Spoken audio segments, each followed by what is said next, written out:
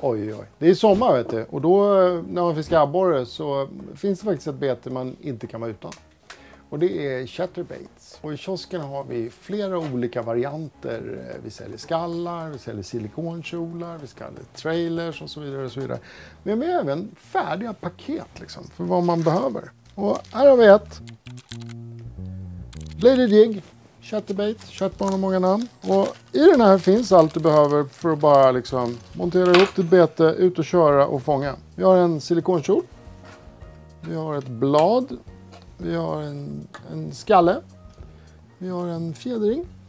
Och vi har ett beteslås. Allt det här behövs. Och vill man toppa det så att man... Ibland kan det vara avgörande med chatterbaits. Och det är att sätta på en trailer i form av antingen en paddle-tail eller en curly-tail. I det här fallet har vi valt en klassisk Motoroil McRubby Shad 9 cm. Och hur sätter man ihop den här? Det är superenkelt. Man tar silikonkjolen så här. Man tar sin skalle, öppnar upp den här lite grann. För igenom skallen in i betet. Eller in i kjolen, in i betet. Och sen är det då som små ribbor här. Som är till för att hålla den här silikonkjolen fast. Trycker man över den så här. Så. Brukar jag dra ner det så här. Och som ni ser, då har det kommit lite ojämnt. Jag brukar justera ut dem så att det är silikonduttar runt hela kjolen. Och hela skallen.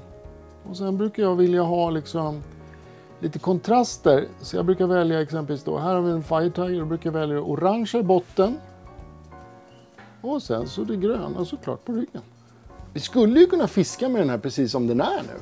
Det är jättepopulärt att göra i USA när man fiskar bass exempelvis. Då har vi den så här. Lite oregelbunden. Jag gillar att tapera de här lite grann. Det är inte ett måste. Så vi kör en otaperad den här gången bara för att visa hur den blir när den är färdig. Då har vi den delen klar. Sen behöver vi då bladet och det så kallade beteslåset. Då tar vi beteslåset så här. Så för vi in det. Så. Ut där. Trycker vi upp det. Det här är nog det som är mest komplicerat när man gör det här. Så pressar vi in den där i. Och så trycker vi in den. Så. Och så stänger vi låset. Klart. Då är den klar. Sen tar vi den klar. Så tar vi fjädringen. Öppnar den. Fäster på den. På. Sen då måste vi fästa det åt rätt håll. För det här bladet ska ju vara monterat så att beteslåset är framåt. Så tar vi då och öppnar den så. Tar vi bladet eller själva kroppen. Fäster på den här. Nu är själva chatterbaitet klart. Sen finns det då saker man kan göra för att få det här att bli bättre och hålla bättre och så vidare och så vidare. Men det här är liksom, det här funkar hur bra som helst. Fiskar ni i ett vatten där det är mycket gädda, då rekommenderar jag er att ta lite en sån här stripe och fästa på den hårdare här. För det finns risk med gäddtänderna att de liksom rispar upp de här och då tappar man hela kjolen. Du menar buntband? Yes, en stripe, ett buntband. Jag är ju helt tappad. Bandband. Jag har ju varit på semester så jag glömmer bort allt sånt där. Förlåt hörni. Så ett buntband här över. Inte ett måste, men det är en bra grej. Och så då en trailer. Så kommer ni få ut ännu mer utav det här. Trailern. Fäster ni in den här. Här har vi då en chatterbait. Fångar hur mycket abborre som helst. Även gädda.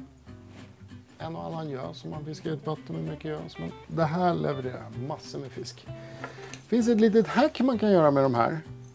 För att få den att gå djupare eller grundare. Våra de här skedarna och många chatterbait-skedar är raka så här. Eller så är de bockade. Är de raka, då får de betet att gå grundare. Bockar den lite grann, då går den lite djupare. Och det där kan ni ju bocka fram och tillbaka lite hur ni vill. Så prova. Vill ni fiska grunt? Försök att ha en sked som är rak. Det blir lite hårdare slag. Den knäcker gräset lite bättre som ni fiskar liksom, där är partier där det är mycket gräs och sånt. Vill ni fiska den djupare, böj den lite grann. Men bara toppen på bladet. Experimentera fram och lek. Och där har ni den.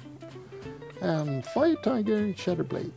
Exakt den här modellen utan då den här trailern då i en Motorola MacRobbie Shad 9 cm. Kan ni klicka hem i länken här.